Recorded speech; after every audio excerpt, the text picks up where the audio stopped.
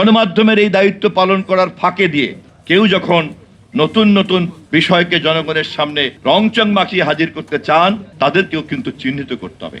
গণমাধ্যমকে একদিকে নিজের এই জগৎকে যেমন প্রাতিষ্ঠানিকীকরণ করতে হবে, আর একদিকে এই গোটা সমাজ রাষ্ট্রকে নেতৃত্ব দেওয়ার জন্য সরকারের যে কঠিন কাজ, সেই কঠিন কাজকে গঠনমূলকভাবে সমালোচনা করে তাকে সামনের দিকে এগিয়ে যাওয়ার জন্য পথ দেখাতে হবে।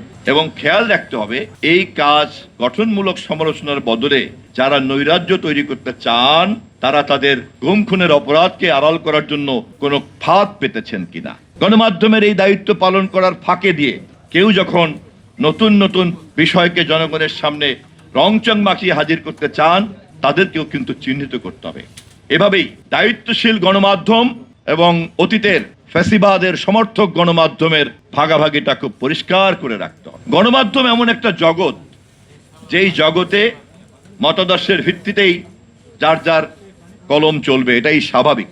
কিন্তু একই সঙ্গে সম্মিলিত গণমাধ্যম নানান রকম কলমের থেকে অথবা নানান রকম টেলিভিশন থেকে যে মতগুলি বেরিয়ে আসবে, সেই মতগুলিকে বিশ্লেষণ করার মধ্য দিয়ে কোনটা বস্তুনিষ্ঠ আর কোনটা বিকৃত তথ্য, তা কিন্তু তখন বোঝা যায়।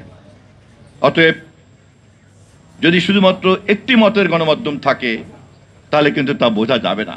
যে কারণে কিন্তু বাকশাল ব্যবস্থা পরাজিত হয়েছে এবং করুণভাবে রক্তারক্তির মধ্য দিয়ে বাকশাল ব্যবস্থা কবর লাভ করেছে, বিলুপ্ত হয়ে গিয়েছে।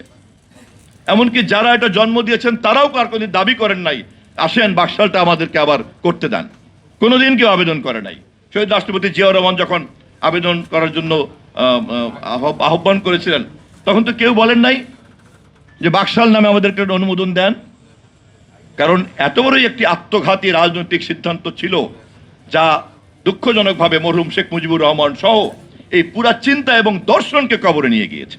অতএব গণমাধ্যম জগতে নানান মতের মত থাকবে এবং সম্মিলিতভাবে সেই মতামত বস্তুনিষ্ঠতাকে বের করে এনে জনগণের সামনে তুলে ধরবে। এটাই হচ্ছে গণমাধ্যম জগতের কাজ। আমি আশীর্বাদ করি, দোয়া করি, দৈনিক জনতা নতুনভাবে ঘুরে দাঁড়াবে তারেক রহমানের গণমাধ্যমের স্বাধীনতা নিশ্চিত করার প্রতিশ্রুতিময় আজকের এই বাংলাদেশে।